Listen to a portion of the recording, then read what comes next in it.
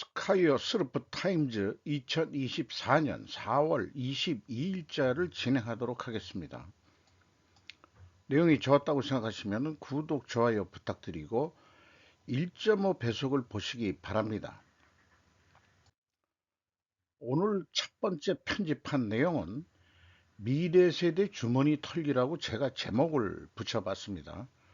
동아일보 4월 21일자 천광한 논설위원회 칼럼인데요. 원래 제목은 펄펄 끓는 물가에 기름 붓겠다는 이재명 대표.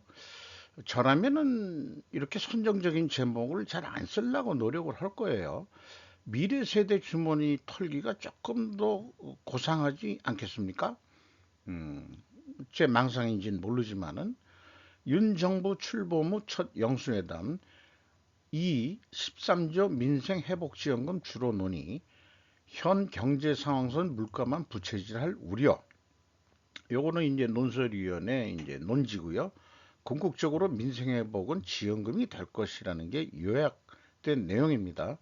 4인 가준 기준이니까 25만 원씩 4인이면 100만 원인데 작은 전 국민한테 주려면 13조 원이 필요한데 이게 4년 전 코로나가 그 창궐했을 때는 불가피성과 정책적 적합성이 있었지만 지금은 반대다 이렇게 진단을 하고 있네요.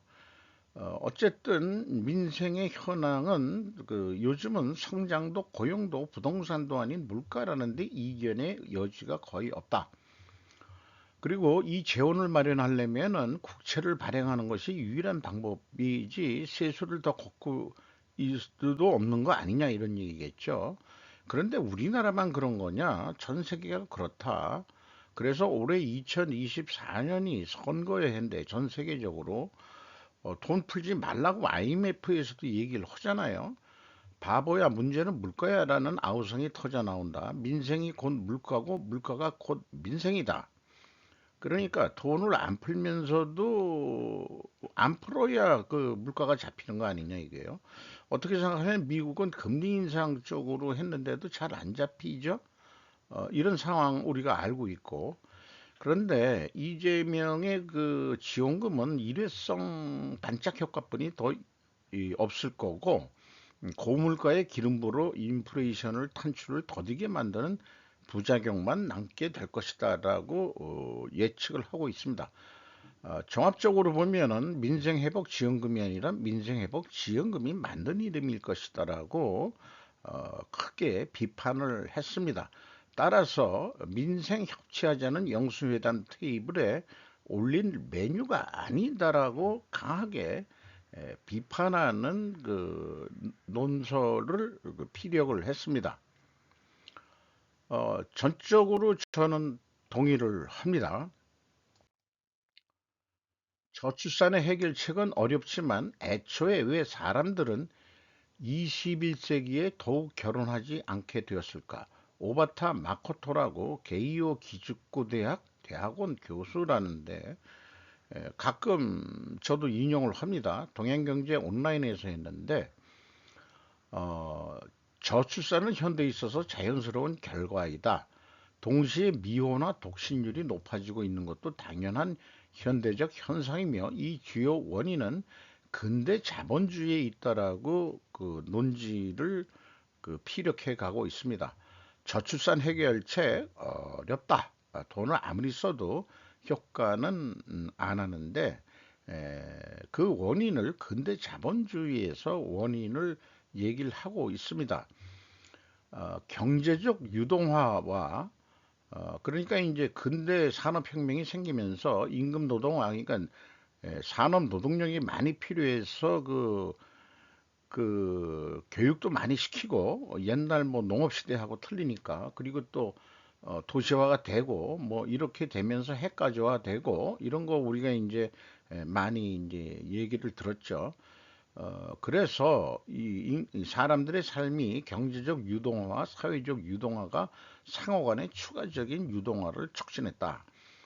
복합적인 어떤 그 시너지, 시너지는 좋은 뜻으로 시너지인데 이런 경우에는 이제 그 나쁜 의미에서의 시너지 유동화를 촉진했다 이렇게 표현해 볼 수 있겠네요. 그래서 나중에 이 자본주의 발전이 결혼이라는 것이 이거 재산할 때 제자인데 이걸 피하도록 만들고 있는 것이다. 이 경제적 현상으로서의 미시구조가 이번 주제다라고 얘기를 하고 있고, 애초에 사람들은 왜 결혼을 할까라는 거로 생각을 해보자.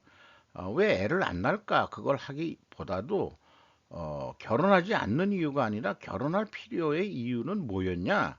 그거면은 하나는 이 아이라고 하는 것은 종족 보존의 본능이죠. 다른 하나는 결혼이 과거에는 필수품이라는 것이었다는 얘기죠. 저희 나이 때는 결혼 못하면 병신인 줄 알고 취직만 하면 결혼을 했어요. 우리 시대 땐 그렇고 지금은 아닌데 이게 왜 그러냐 그러면은 필수품이 사치품화 됐다고 표현을 하고 있습니다. 그래서 이 이혼율의 상승이 또 더 두드러졌고 필수품이었던 것이 이제 결혼하지 않는 상태, 그녀들 했는데 결혼하지 않는 상태를 선택한 것이다.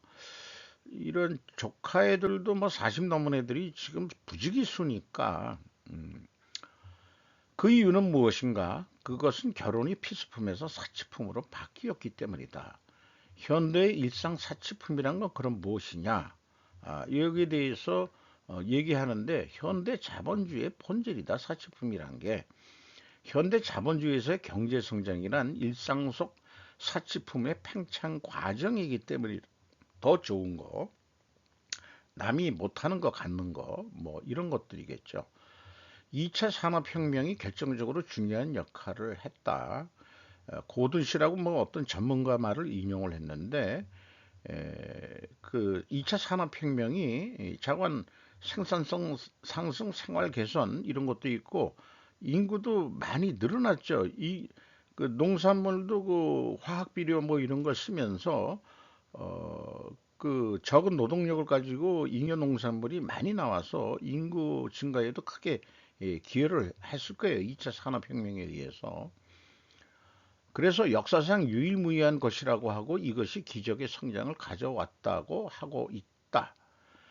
이전까지는 여성들이 가사노동으로 모든 시간을 사용하던 주부가 그들로부터 해방되어 자유로워진 것이다. 그리고 그들은 밖으로 나가 임금 노동을 할 수 있었던 것이다. 이는 그녀들에게 행복했던 것인지는 논란이 있지만 경제에 있어서는 시장의 노동력이 배로 증가한 것이다. 가사 노동에서 해방돼 임금 노동을 하게 됐지만 나머지 시간은 이제 여가가 된 거죠. 그 여가를 소비로 버는 것이 그 여가 시간을 어떻게 해서 그 돈을 뜯어내느냐, 그게 자본주의 중심으로 뱉겠다는 거예요. 필요성이 아니고 활용과 매력이 소비재의 가장 중요한 요소가 된 것이다. 그리고 이 잉여 소비는 돈이 된다. 왜냐하면 예산 제약도 뭐하고 원하는 이유도 뭐하고 실효성도 뭐하기 때문에 비용이 들지 않고 폭발적으로 이 소비 레저에서 소비되는 돈을 끌어모을 수 있으면은 돈을 벌 수 있다 그런 얘기죠. 그런데 이제 제3차 혁명이라는 게 일어납니다. 이제 컴퓨터라고 보면 되겠어요. 이러한 여가를 서로 빼앗는 비즈니스 전쟁에서의 기술 혁신이 싸움인 것이다. TV도 스마트폰도 SNS도 인터넷 쇼핑도 여가 속 소비 쟁취 수단에 지나지 않는 것이다라고 아주 단정적으로 그렇게 진단을 하고 있습니다. 한가한 일상생활에서 우리는 어떻게 됐느냐? 쓸쓸해지는 것이다. 이렇게 얘기했어요. 이 한가함과 외로움을 달래는 소비가 일상적인 소일거리, 외로움을 달래는 개소비라고 돼 있는데 이게 강아지 키우고 그런 걸 얘기하는 것 같아요. 현대 소비의 대부분이 되는 것이다. 그런데 일상적으로 그렇게 소비를 해야 되니까 자기가 버는 돈이 한계가 있으니까 예산 제약이 있죠. 그래서 이 일상적으로 시간을 때울 수 있고 필수품이 아닌 사치품, 이에 대한 가장 유력한 후보가 결혼이었던 것이다.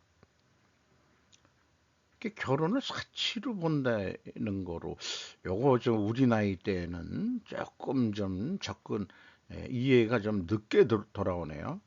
그래서 결혼은 왜 21세기에 매력을 잃었나? 아, 외로움을 달래는 수단이 다수 등장했기 때문에 그 너무 비싼 그 사치품은 못 산다. 싼 사치품으로 SNS 동영상, 야동 뭐 요런 거 보면서 이렇게 그 시간을 보낸다 이게요. 그리고 전통적으로는 술도 그렇고 마약도 그렇고 도박도 그럴 수 있다. 도박에 빠진 미즈하라 이치헤이 씨는 안 되는 일이지만 분명히 외로웠던 것은 아닐까라고 개인적으로 상상하고 싶다. 우리나라 뭐 연예인들 뭐 그런 그 글쎄 걔네들은 왜 그렇게 됐는지 모르지만 그랬다. 결혼하지 않게 된 것은 스마트폰과 게임이 있기 때문이다. 또 요렇게까지 얘기를 하네요. 그래서 이제 혼인이 그 저하된 거에 대해서 쭉 얘기하고 있는데 뭐 여기에 이제 그 캐라는 용어가 나오고 뭐 이렇게 되는데 저는 요거 이게 통용이 되는 얘기지만 사실 개념을 잘 모르겠어요. 할례라는 게 있는데 일본 말로 그 할이라고 돼 있습니다. 할이. 이게 뭔 뜻이? 잠깐 엔터테인먼트 이런데 K의 엔터테인먼트 뭐 이런 거로 해가지고 잠깐 결혼이 줄어들었다. 왜 자본주의는 이혼율 높았냐? 자본주의는 유동하다. 아, 그리고 유동화된 것의 변화다. 새로운 것 변화하는 것 그 자체에 가치가 있게 된 사회다. 그렇게 되면 필연적으로 장래는 예측 불가능해진다. 그래서 현재 더 이상 장래 예측은 할 수가 없으니까 20세기 초까지는 생산자 측의 경쟁에 의해서 의한 것이지만 그 후 소비자 측의 변화, 소비자의 변덕에 의해 경제사회가 변하게 되었기 때문이다. 우리도 그 경영 학습을 할 때 이 2차 산업혁명에 의해서 경제가 돌아가는 것은 공급자 우위 시대라고 우리가 표현을 하고 있고, 그때 이제 원가 회계가 나왔다고 얘기를 하고 있고, 3차 그 산업혁명 시대에는 소비자 우위 시대이기 때문에 그 손익계산을 원가 계산이 아니고 스르폿 회계로 그 손익을 계산해야 된다라고 제가 또 이 대목에서 또 그거까지 말씀드리고 싶은 거예요. 그래서 21세기 또한 기업은 변화의 가속을 요구받고 있다. 그렇게 되면 설비 투자는 좀 어려워진다. 설비 투자해가지고 빨리 빼먹어야 되는데, 그러니까 요즘에 이 유동과 비유동의 기준이 3년이에요. 3년 안에 뭔가 해결이 나면 유동 자산이고, 3년 안에 해결이 안 되는 것들은 비유동 자산으로 그렇게 이제 기준을 가져가고 있죠. 그래서 결혼이라는 그 투자를 단기에 회수하게 되었다라고 아주 그 냉정한 표현을 하고 있네요. 투자를 거대하게 하지만 2년에 회수할 수 있도록 전 세계의 수요를 다하려고 한다. 이것이 21세기의 승자 독식 경제가 된 이유다. 그 반도체도 그 사실 어떻게 보면 수명이 계속 진화를 하기 때문에 업그레이드 사치품으로 요구하기 때문에 그 수에 맞춰서 그 삼성전자나 어디도 계속 투자를 하죠. 근데 그게 투자한 돈을 빨리 빼내지 못하면은 이제 망하는 길이다 이런 얘기예요. 그렇게 또 이해가 됩니다. 그래서 이혼율의 21세기 추가 상승도 자본주의 발전의 필연적 귀결인 것이다라고 쭉 읽다 보면은 그냥 고개가 끄덕일 수 있는 것 같은데 저는 좀 논리적으로 좀 비판적으로 조금 더 좀 검토를 해보고 싶은 사람 중에 하나니까 요걸 그냥 간단하게 한 대목으로 얘기한다면은 만약에 결혼이 사치품화 된다면 그러면은 저출산 요거 저출산이지만은 그 미혼화 그다음에 이제 또 그 이혼 어쨌건 어떻게 하든 저출산이 결과적으로 나온다. 왜냐하면은 그 원인은 근대 자본주의의 속성이기 때문이다. 이렇게 이제 얘기하는데 지금까지 쭉 설명했으니까 그 고개가 끄덕였지만 이렇게 하면은 근대 자본주의 때문에 그런 거야? 그러면은 이런 거죠. 논리에서는 그게 근본 원인이라면은 자본주의 때문이라면은 이 사람은 그러면 자본주의 관둬야 된다는 얘기냐? 이제 이것까지 이제 우리는 생각하게 되고 그래서 배운 논리에서는 그러면은 이 근대 자본주의가 그 근본 원인이었다면은 필연적으로 존재할 다른 결과의 증거를 찾아야 된다 이게요. 그래서 아무리 생각해도 머리가 잘 안 돌아가는데 제가 요즘에 그냥 느낌으로 오는 게 글로벌 금융 세력의 게임의 실험 대상이 우리가 돼가고 있는 거 아니냐.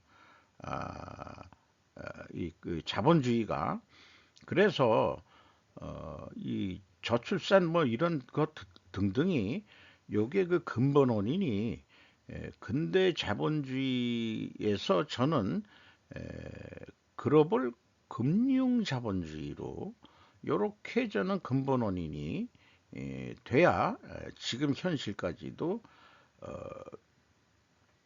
가능한 설명이 되는 거 아니겠느냐 요렇게 생각을 합니다. 자, 이거를 지금까지 길게 설명했는데 자, 원인 결과표를 이렇게 만들어 봤어요. 요거 시간 좀 걸리죠. 그래도 옛날에 좀 논리 연습을 했다고 이렇게 좀 만들어 냈는데 어, 여기에서 이제 어떤 분기가 많이 되는 지점이 외로움이라는 거예요. 여가의 발생이고 근데 자본주의가 해가지고 뭐 이렇게 쭉 해서 저출산까지 쭉 얘기한 거. 근데 외로움이 또 이제 예산의 한계도 느끼고 결혼의 사치품화되고 그런데 이제 여가 발생에 의해서 3차 산업혁명 소비자 우위 시대가 오고 뭐 이렇게 해가지고 그 다음에 이제 자본주의가 경제적 유동화와 사회적 유동화를 동시에 일으켰기 때문에 이게 불확실성과 변동성이 심해지고 요 표현은 제가 조금 더 좀 강화한 표현입니다. 단기 투자를 선호하고 뭐 이러다 보니까 결혼도 아니 그냥 단기에 끝내자. 애 낳고 그냥 더 이상 저 남자 새끼하고 계속 살기 싫어. 이혼해. 애는 내가 키울게. 근데 저거 주라. 저기 그 뭐죠? 그 교육 사육비 서양에서 이혼할 때 그 교육비 이혼한 남편이 돈을 부담해죠. 호주는 여자가 3번 이혼하면은 아무것도 안 해도 그냥 남편이 주는 전전전 남편들이 주는 돈으로 먹살만 하다는 얘기를 한 20년 전에 들었어요. 어, 여기에 이제 마약 도박도 나오고 SNS 게임캐 이런 거 현대인들의 그러니까 이런데 시간을 보내고 그러니까 결혼 안 하고 이렇게 된다는 거죠. 이렇게 보면은 나름 이유가 되는데 추가적인 설명은 2차 산업혁명 시대까지는 산업 노동 능력이 필요했기 때문에 인구 증가를 했어요. 그런데 이제 가사노동을 하니까 이제 여가 발생을 했다. 그 후유증이겠죠. 인간이 24시간 계속 일할 수 있는 로봇이었으면 얼마나 좋을까 그랬는데 8시간만 일을 시키고 그다음에는 이제 또 하니까 가사노동 안 하고 그러니까는 여가 시간이 많이 생겼다는 거. 3차 산업혁명을 정일정기에 느끼는 지구 인구 과잉. 그래서 그 소비 뭐 이런 걸 하면서도 최근에는 이 3차 산업의 절정기가 요즘이라고 보는데 그래서 벌써 뭐 4차 산업 운운하는데 사실은 3차 산업의 연장선상이지 그 4차 산업 혁명을 한 세계 무슨 경제 포럼인가 그 친구는 그게 이제 그 상품화 해가지고 어떻게 생각하면은 이제 사기치는 것 같은 어쨌든 저도 이 세계 인구가 너무 지구가 그 인구를 더 소화하기 어렵다. 이런 생각이 들어갑니다. 그래서 이제 4차 산업혁명으로 요 색깔이 있는 건 이제 제가 추가 넣는 거고, AI 로봇이 나오는 그 과정에 또 여러 가지 이 인과관계가 있겠지만은 그 긴 화살로 연결을 했고요. 4차 산업혁명 시대가 되면은 세계 인구가 팍 줄 거고, 지금 뭐 인구가 줄면은 뭐 나라가 소멸하니 뭐 이런 얘기 하는데, 저는 그 지구의 그 자연현상이다. 지구를 유기물로 본다면은, 유기체로 본다면은, 어, 그 자연현상이다 이렇게 생각을 합니다. 인생이라는 게 태어나 가지고 이렇게 성숙기 가 가지고 돈도 많이 벌고 그다음에 이렇게 내려가잖아요. 죽을 때 되면은. 그러니까 지금 저 같은 경우에는 이제 내려가고 있는 거란 말이에요. 내려가고 있으니까 돈 쓰는 것도 아끼고 이런 거 별로 안 쓰죠. 네. 그렇게 사는 거지 뭐 어떡하겠습니까? 음. 이징에게 이른 것은 윤자업자득 물음표는 제가 붙였어요. 유창선 시사평론가 신동아에서 얘기했는데 어쨌든 뭐 얘기하는데 4, 50대의 콘크리트 지지 진보에 대해서 이런 맥락으로 좀 풀어 나갔습니다. 오늘날 참패한 보수는 다음 선거에서 어떤 모습으로 국민 앞에 나타날지 고민해야 한다. 와신 상담의 시간이 필요한 때다. 일방통행윤 보수정치 말아먹었다. 이것도 물음표를 제가 하고 싶고요. 그래서 이번에 그 징계 그 아주 이 콘크리트 지지라는 4050 세대가 이제 눈길을 끌었는데 4050 세대가 진보의 콘크리트 지지하는 원인은 무엇인가라고 제가 좀 생각을 해보게 됩니다. 그래서 그 근본 원인이 뭐였냐? 이런 것들은 요거는 이제 이거는 제가 작성한 글이에요. 어, 평론가는 원인을 따지기는 했다. 정말 생각을 많이 하고 표출한 의견인지 묻고 싶다. 그 원인을 윤의 불통과 일방통행을 말하고 있다. 그러나 어떠한 정권에서도 대통령에게 대부분 이 프레임을 씌운다. 원인을 개인적인 인신 공격적인 것으로 찾아낸다면 그렇다면 그것을 원인으로 포기해야 하는 것이 진정한 엘리트적인 평론가일 것이다. 제가 그 평론가를 좀 비판하고 있는 거죠. 만약 돈을 푸는 진보 정권 대통령이라면 결코 불통 일방통행이라고 부정적으로 표현하지 않았을 것 같다. 앞서 얘기했지만은 그 일회성으로 끝난다고 또 동아일의 다른 논설위원은 또 그렇게 얘기를 해죠. 그 같은 언론 계통이지만은 다 그 생각들이 다양한 거예요. 그래서 4, 50대를 지금 보면은 지금 나이를 따져보면은 1975년에서 95년 한 20년 사이라고 본다면은 이 4050이 50년대 말까 50세 말까지 보자 이거예요. 그러니까 40대 초부터 세대들일 것이다. 그들은 한국의 경제 발전 속에 아버지 세대들의 부단한 근면 속에서 커왔다. 배고픔 속에서 커온 세대가 아니란 얘기다. 그리고 정교조의 세뇌 교육을 받아왔다고 돌아보게 된다.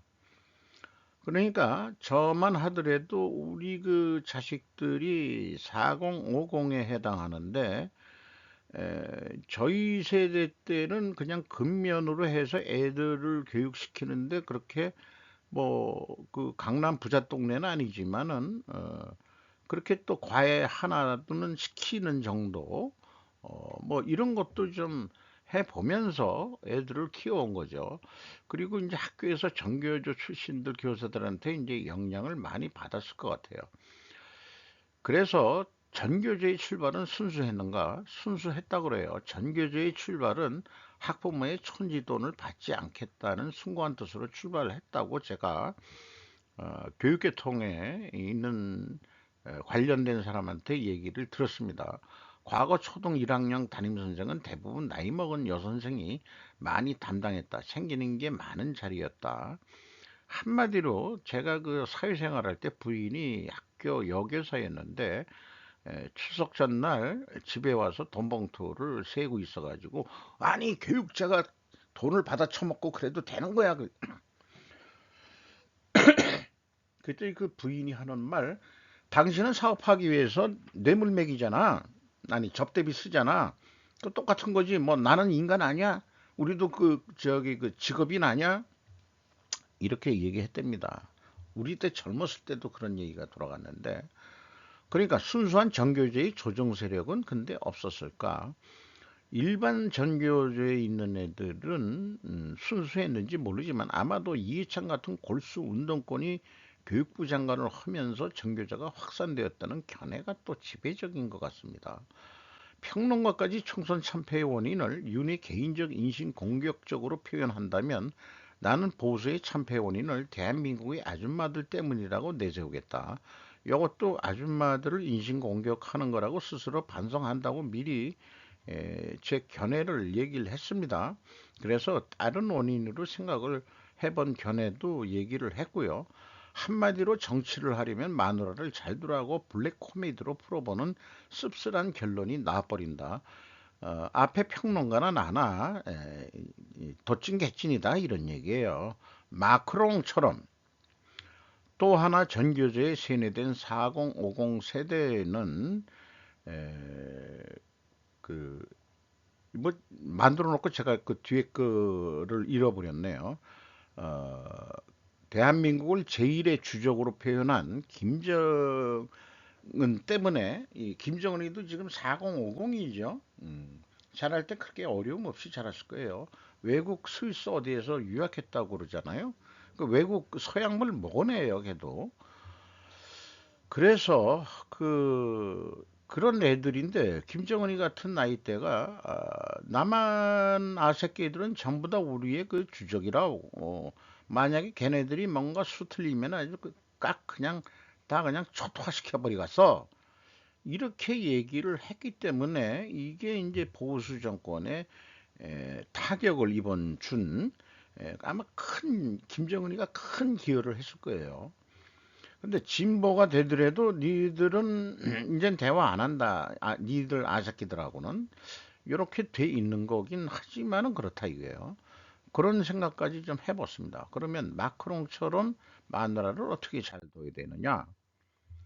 40세 여교사와 15세 소년의 사랑. 이 드라마 실제 주인공은 하수영 기자가 중앙일보에서 보도를 했습니다. 25년 차이가 난단 말이에요. 젊은 남편하고 결혼을 했으니 이분도 젊음을 유지하려고 무척애를 유부녀였대는데 이거 지금 완전 이런 거 보면은 우리나라에선 막장 드라마 뭐 이런 식으로 얘기하지만 특히 프랑스 같은 데는 아닌 것 같습니다. 그리고 이게 그 사립학교에 다닐 때인데 그 마크롱이 나온 학교가 상당히 이 엘리트 계층들의 자녀들이 다니던 한 사립학교라고 그러는데 연극반 교사였다. 15살짜리하고 사랑을 하게 됐다. 요거 자관. 어쨌든 지금 대통령 잘하고 있잖아요. 네. 이게 영화화 된다면은 배우 라이언 고슬링이 이제 마크롱 대통령 역할 맡고 그리고 이제 그 브리지트 여사는 줄리아 로버츠가 어울릴 것 같다는 견해도 있다고 합니다. 미국 호경기 원인은 어, 미국 호경기 원인은 요거 한번 다룬 거를 이 어저께 다룬 것을 다시 한번 리뷰해 보기 위해서 한 그런 건데요. 기준금리를 급격히 인상하면은 국채 단기 금리가 역전이 된다. 왜냐하면 경기 침체를 예상하기 때문이다. 그런데 필연적으로 존재할 다른 결과를 찾는다면은 은행 부채를 사람들은 줄일 것이다. 이렇게 제가 얘기를 좀 정리를 해봤어요. 기준금리를 더 급격히 인상한다면 한계 기업들은 모두 망하게 돼서 경쟁력 있는 기업들이 다시 성과를 낸다고 주장하는 사람이 있어요. 그 사람의 거를 제가 조금 비판하는 내용을 올렸습니다만은 비판이란 것은 그 사람을 비난하는 게 아니죠. 생각이 다른데 나는 그거를 좀 크리티컬하게 본다 이런 뜻이죠. IMF 경험을 비유로 그러나 진실은 알짜배기 기업을 팔아먹었기 때문에 외환을 다시 빌려줘서 우리나라가 외환위기를 벗어났지 금모으기 운동 뭐 이런 것은 그 비중이 얼마 안 됐다 이게 여기에서 다시 돈이 빨려나간 것은 일본식 가족식 경영에서 미국식 노동 유연성을 강조하는 컨설팅인데 또 오탈 냈군요. 이런 동들도 이 IMF 때 외국 꽤 컨설팅 업체들이 들어와서 우리나라 경영 방법이 일본식 경영, 가족식 경영이 싹 없어지고 노동의 유용성을 강조해서 능력주의 뭐 이런 거로 해서 잠깐 젊은 놈이 상관이 되고 해서 못 견디게 만들고 나가게 만들고 그리고 이제 이 부채 비율을 낮게 해라는 그런 것도 좀 지도를 받은 건 사실이겠죠. 그런데 미국은 왜 그러냐? 기준금리 급격히 인상해가지고 국채 단기 금리가 역전이 됐는데 에, 경기 침체를 예상해가지고 이렇게 되는데 지금 경기가 호경기 아니에요. 그러면은 이거하고 다른 결과 이게 경기 침체 예상이 원인이 되면은 그러면 뭔가 이거의 경기 침체의 원인에 맞는 뭔가 다른 현실이 있어야 되는데 영 생뚱맞게 현실은 호경기 인플레가 지속이 되고 있다. 이거를 어떻게 이해를 할 거냐. 그래서 제 해석은 그렇습니다. 세계 분쟁 유발을 누가 했든지 달러의 세계 패권화가 강화되고 있는 것이다. 이렇게 그러니까 중국하고 러시아가 루블하고 위안화를 세계 무역에 써먹겠다 해서 일부 썼죠. 그러면 그게 통용이 돼서 지금 미국 달러 패권은 이제 죽었어라고 누구 일부 경제학자들은 얘기하겠지만은 지금 사건 벌어지는 거 보면은 이 새끼들 가만히 안 둬갔어. 지금 터지고 있는 거라고 생각을 합니다. 어, 이 세계 패권을 강화한다. 사실은 달러 패권 그거에 연장성상이 있다. 분쟁이 일어나가지고 미국이 뭐 거기 강력하게 안 들어오고 뭐 다 이러는 거 이거 다 맘만 먹으면은 하루아침에 때려잡을 수 있는 국력이에요. 제가 봐서는 그거 다 자기네들 호경기 뭐 이런 거 하고 연관이 있고 궁극적으로 러시아도 더 죽이고 중국도 더 죽이기 이런 거라고 저는 봐집니다. 작년 평균 임금 총액 5천만 원 돌파, 대기업 중기 격차는 심화. 뭐 평균적으로 그럴 것이다 했는데 이제 이 슬프 타임즈에서 많이 하면서 우리나라 평균 그냥 5천만 원 벌면 될 것 같다 했는데 그게 통계상으로 좀 나왔네요. 음. 그 아까도 얘기했지만은 이렇게 그 개인 인생이 이렇게 그이 가우스 곡선처럼 이렇게 올라갔다가 내려가면은 지금 그 평균 임금이 지금 이 꼭지점에 있는 사람들의 평균 임금이 그렇다는 얘기일 거예요. 음. 그러니까 평균 임금 안 되는 사람은 우리처럼 이제 나이가 먹고 좀 뭐 수입이 현찮고 그렇게 되면은 이제 내려가고 있는 거죠. 그럼 삶의 형태를 바꾸면 되는 거예요. 그 수입에 맞춰 가지고 그 안 쓰고 살면 되는 거죠. 저는 그렇게 생각을 합니다. 어, 이거는 그냥 그 제목을 가져왔어요. 저기 이 중요 이 테두리로 되어 있는 뉴스를 그냥 가져왔습니다. 바이든표 우크라 지원안 하원 통과는 이란 덕 이스라엘 위기가 등밀었다. 이거 이란하고 이스라엘이 치고받고 한 번 했기 때문에 미국에서 그동안에 반대하던 게 우크라이나 지원안이 통과가 됐다.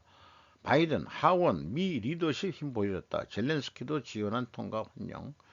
대한민국 8 유엔 가입 10명 이해 이스라엘 찬성 던진 한 대사 초치하겠다. 그래서 뭐 우리나라만 이 새끼들이 하냐 그랬더니 6개 정부를 초치하겠다고 아직은 안 했는데 너희들 너무하지 않냐? 미국만 반대표를 했다 이게.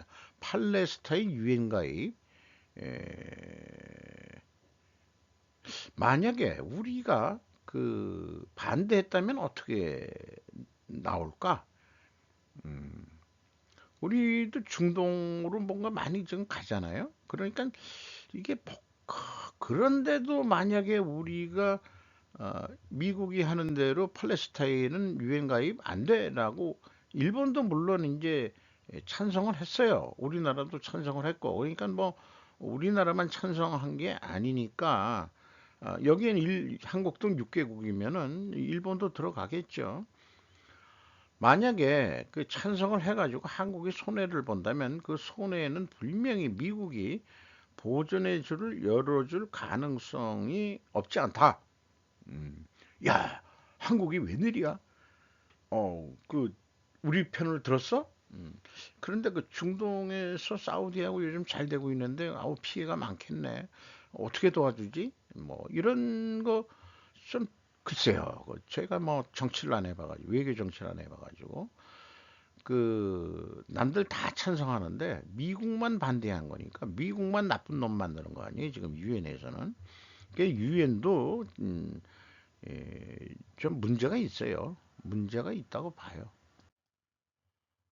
중에 문 열어준 국내 해상 폭력 시장 생태계 안보 침해 우려. 요거는 한번 그냥 읽어보시는 거로 하면 좋겠는데, 아까 중국산 그 덤핑 이런 거, 문제 이미 다뤘습니다만은, 어, 이런 거를 미국처럼 우리도 관세 뭐 이런 거로 해야 되는데, 결국 그 싼 거 뭐 이런 거로 해서 해상 풍력까지 열어준다 그러면은 태양광도 지금 우리나라 거의 다 망했는데 중국산 때문에 이것도 그 망하는데 중국하고 붙어먹는 우리나라 기업들이 있다 이게요. 여기 보면 명운산업개발은 중국 에너지건설 유한공사 CEEC와 국내 호반산업의 컨소시엄으로 단지 설계 조달 시공을 맡은 것으로 알려졌다. 뭐 이런 식으로 쭉 했는데 국내에서 이게 짝짝꿍 하는 애들이 다 있다. 이게 친중이 그 정치인들만 아니고 친중 기업인들도 꽤 많거든요. 지들도 먹고 살겠다고 하는 거니까 미국하고는 자기네들이 뭔가 안 맞고 먹고 살다 보니까 친중하게 됐지. 내가 처음부터 친중하려고 그랬냐? 라고 또 하소연. 그럼 지금 와서 이거 거기서 중국하고 빠지라 그러면은 나보고 죽으란 얘기냐? 또 이렇게까지 얘기하는 사람이 있는데 대부분 이 저숙련 그다음에 보통 기술 정도 가지고 있는 거는 그 처음에 중국 넘어가서 돈을 벌었지만은 금방 기술 베껴 가지고 다 망해서 왔어요. 그러니까 이런 거 막아야 됩니다. 막아야 됩니다. 근데 정부가 뭐 하는지 몰라. 이런 거 미국처럼 관세 매기겠다는 얘기도 못 하고 우리가 아직도 중국에 팔아먹는 게 있으니까는 자유무역 협정 맺은 것도 아니지만은 WTO의 정신에 의해서 하고 있는 거지.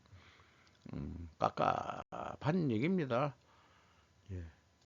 그래서 일요일 날 그 유명 유튜버 몇백만 유튜버니까 저 같은 사람은 아주 그냥 매우 부러운 그런 거죠. 오래전에 했던 젊은 사람이기 때문에 기업화가 돼 있더라고요. 벌써 이런 유튜브를 하는데.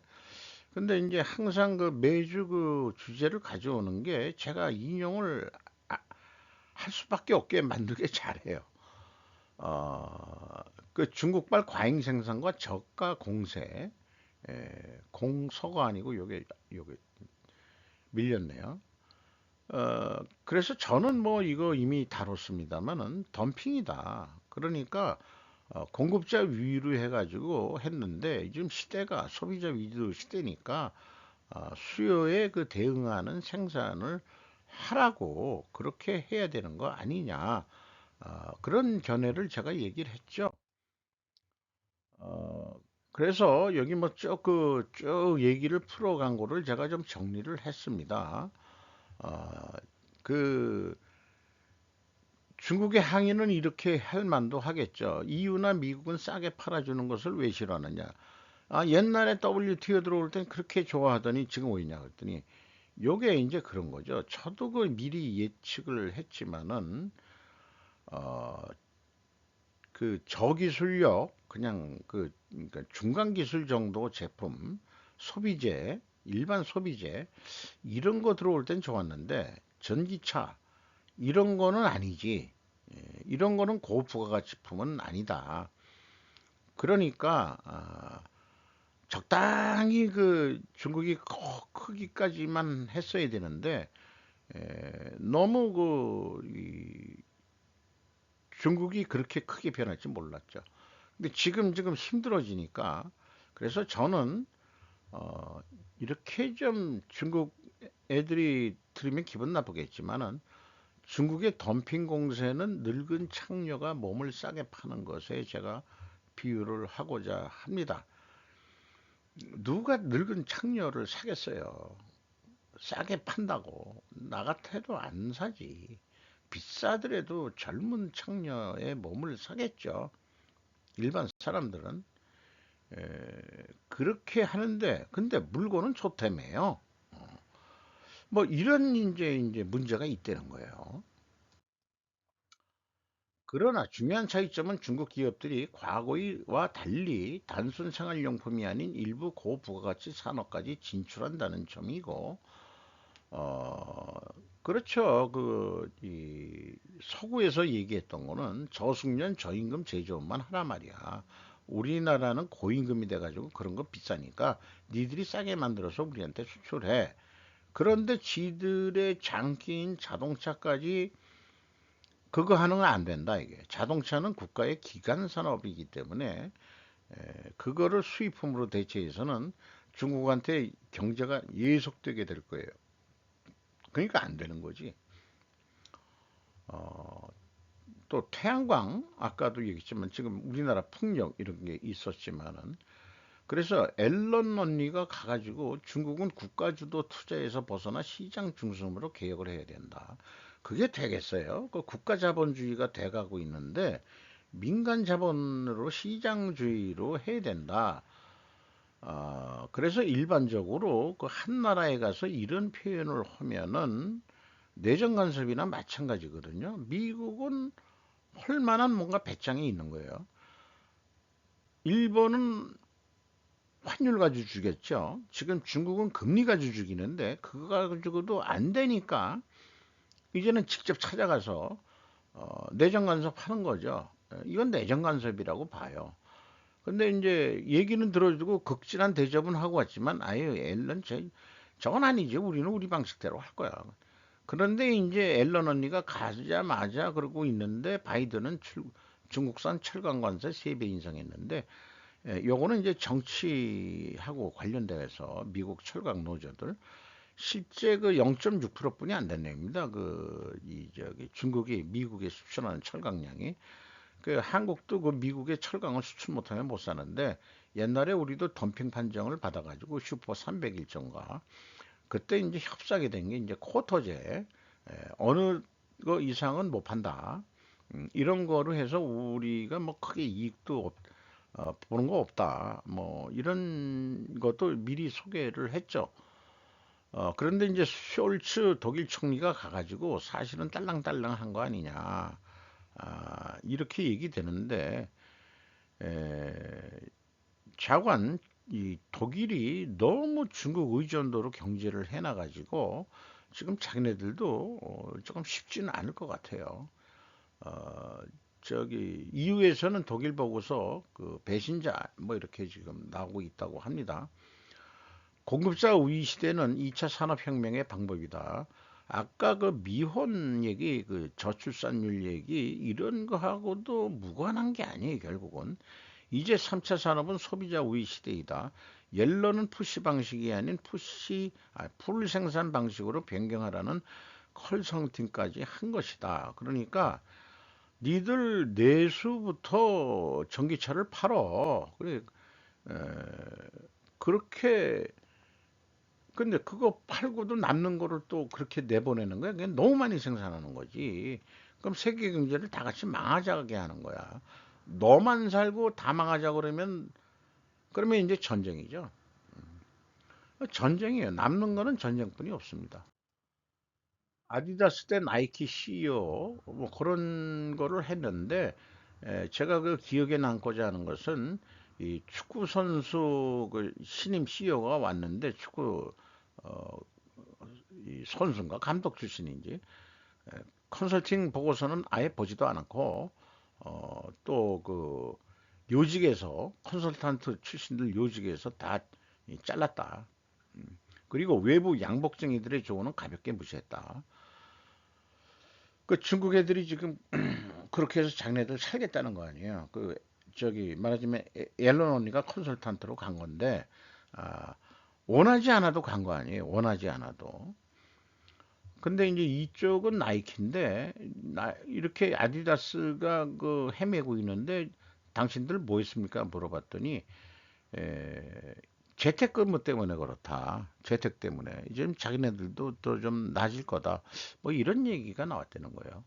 잠깐 법안이 통과돼서 젤렌스키가 이렇게 얘기했답니다. 영어에는 여긴 없지만은 바이든, 마이크 존슨 감사하다라고 얘기를 했답니다. 이상 마치도록 하겠습니다.